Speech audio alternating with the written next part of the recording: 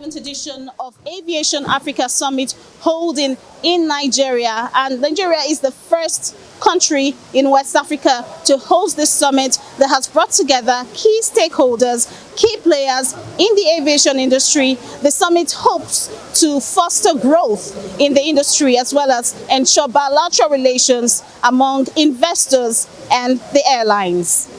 Africa's population is estimated at about 18% of the total world population, but sadly, it ranks low in the total global air traffic.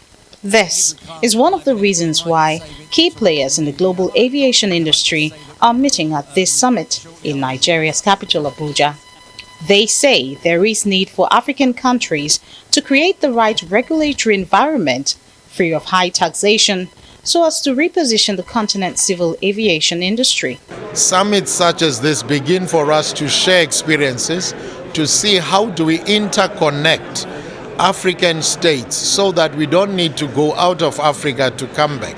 So that's the first thing that we do. The second thing is that infrastructure is something that is very critical. How do we leverage from each other such that we are able to share experiences? There are obviously challenges in every industry, and I think aviation is just like that.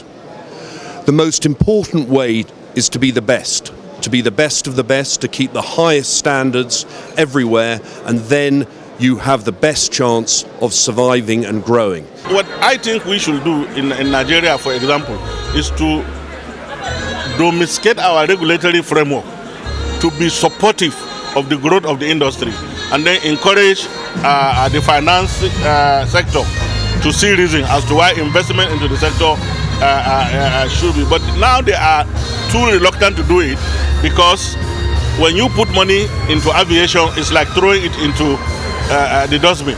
Operators in Nigeria lament the several challenges they face, including the non-availability of Forex for local airline operators to use for their business. Foreign airlines operating in Nigeria also lament the inability to repatriate Forex out of the West African country. When you work as an airline, the margin in our business is very small. So I support the federal government paying, finding a way, if it is there, to do as much as they can, even little by little, to pay the foreign airlines whatever they are owing them. But at the same time, that must not be done at the expense of the local operators.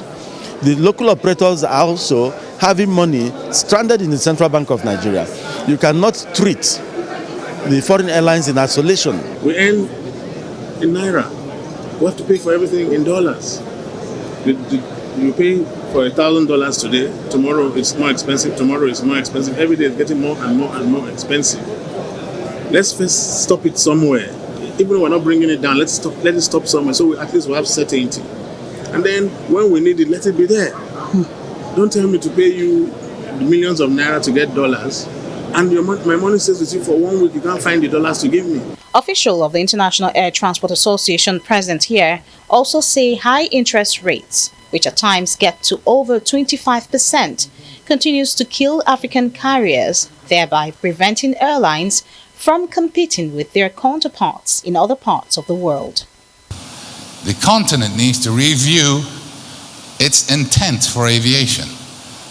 And as Funky correctly said, you want to see GDP change? Just fix your aviation industry. It is hoped that this summit will go a long way in addressing these challenges. And as the Minister of Aviation and Aerospace Development puts it, the federal government plans to make Nigerian aviation industry a hub in Africa.